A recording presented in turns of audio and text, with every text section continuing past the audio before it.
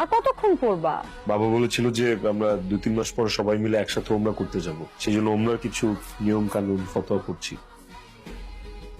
আব্বু কিসে মা? আব্বু দেখো পাগলটা কি বলতেছে, সবকিছু বুকিং দেওয়া হয়ে গেছে আর এখন। আব্বু আমি বলি বিষয়টা, আমি তো এখন অনেক কিছুই জানি না ইসলাম ধর্ম। এই ধরনের নামাজের যে বিষয়টা, নামাজ কিভাবে পড়তে হয়, আমার তো এই ধারণাগুলো নাই। ঠিকঠাক মতো এই বিষয়গুলো জানার জন্য আমি চাচ্ছিলাম যে 3 দিনের একটা জামাতে যাই। জামাত থেকে এসে না হয় হানিমুনে যাই, কিন্তু ও তো মানছে না। তা আমি তো তোমাকে যেতে না করতেছি না, আমি খালি বলছি যে আমরা হানিমুন থেকে আসি তারপরে তুমি যাও। 3 দিন পরে হানিমুনে গেলে প্রবলেম কি সামিরা? 5-7 দিন পরে তার দিকে গেলেও কোনো ক্ষতি হবে না। আব্বু তুমি যাও তো মসজিদে গিয়ে ওর নামটা কেটে দিয়ে আসো। আমি গিয়ে কেটে দিয়ে আসবো। তুমি কি তামজিদের সাথে যেতে যাচ্ছ? তামজিদ ভাই তো আমাদের জামাতের নেতৃত্ব দিচ্ছে। আরে ও তো তামজিদের সাথে যাচ্ছে।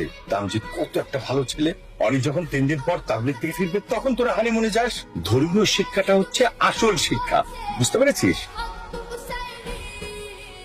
আসসালামু আলাইকুম, ভালো আছেন বিবিজান? ভালো। সালামের উত্তর দেয়া সুন্নত বিবিজান। ওয়ালাইকুম আসসালাম। আর ওই যে ভালো বললেন না, ভালোর আগে আলহামদুলিল্লাহ শব্দটা বলতে হয়। আলহামদুলিল্লাহ ভালো। আমি কি কোনো কৌতুক করলাম? হাসার কারণ কি? না, তোমাকে এই অবস্থা দেখে আমার হাসি পাইলো। 3 দিনের কথা বলে কতদিন থেকে আসছো? আমি তো ভাবছিলাম তোমার সঙ্গে খুব ঝগড়া করবো আসার পর। তোমাকে দেখে তো আমি ঝগড়ার কথা ভুলেই গেছি। সব আল্লাহর ইচ্ছা। অনেক। তোমাকে কিন্তু দাড়িতে খারাপ লাগতেছে না? লক্ষ্মী স্বামীটা। I love you. যান খানা রেডি করেন, আমার খুব ক্ষুধা পেয়েছে। তাই তুমি আমাকে আপনি আপনি করে বুঝছো কেন? স্ত্রীকে সম্মান দিয়ে আপনি করে বলা যায়, এতে কোনো ক্ষতি নেই। কি হয়েছে তোমার? বারবার হাত সরা দিচ্ছ কেন? নিশ্চয়ই কোনো কারণ আছে। তো কারণটা বলো।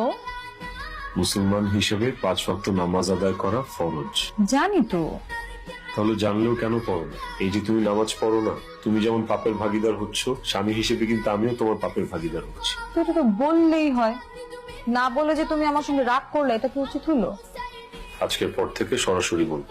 এখন কি আমি তোমাকে ধরে একটু শুতে পারি? সামিরা, সামিরা, সামিরা, ওঠেন, গোসল করে ফজরের নামাজ আদায় করেন। ফজরের নামাজের অনেক ফজিলত। আর আমি মসজিদে যাচ্ছি, আপনি একটু গেটটা লাগান।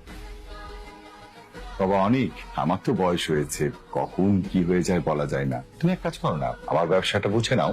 দুঃখিত আব্বু, আপনার ব্যবসায় ঘুষ লেনদেন করা লাগে। ঘুষ দেওয়া এবং ঘুষ নেওয়া দুটোই হারাম। আপনি হালাল কোনো ব্যবসা শুরু করেন আব্বু, আমি আপনার পাশে থাকবো। আসরের ওয়াক্ত হয়ে গেছে, আমি আসছি। কি বললো তুমি? এই সামিরা, এভাবে কথা বলছিস কেন? ও তো ঠিক কথাই বলেছে, যত তাড়াতাড়ি সম্ভব একটা হালাল ব্যবসা শুরু কর। আসসালামু আলাইকুম। ওয়ালাইকুম আসসালাম। কোথায় যাওয়া হচ্ছে? তোমাকে তো